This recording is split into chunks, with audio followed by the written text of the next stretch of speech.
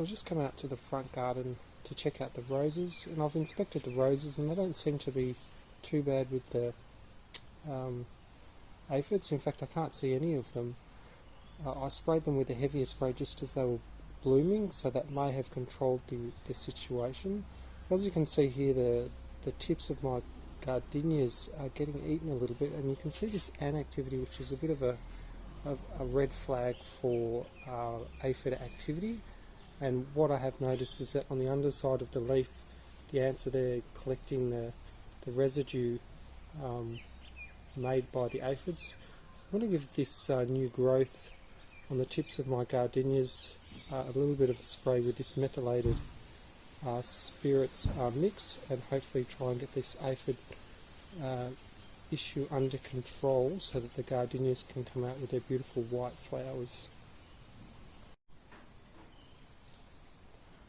So you can see here I'm just spraying the tips of the gardenia with this methylated little bit of detergent water mix to try and get the aphid issue under control. You can see that the very green tips of the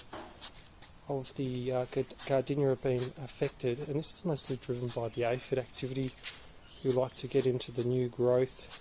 They don't get into the dark growth, of course, but you can sometimes see the aphid activity because of the ants that come alongside with them.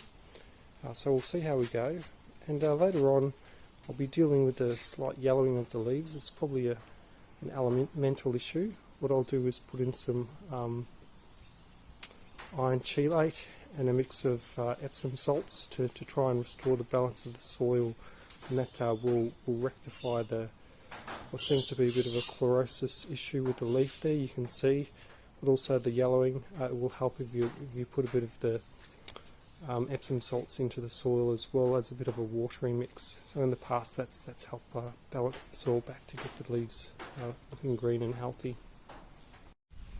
So again, these are the two products that I used for controlling the chlorosis or mineral deficiency issue that I have with the gardenias in the front. So Yates iron chelate, which can be bought from Bunnings, and just a box of Epsom salts from Woolworths, magnesium sulfate, which likewise you can get that from Bunnings, I believe, in a different package, but also just from your soap bowl in Woolies. As you can see on the back of this package here, it talks about it being used as a fertiliser.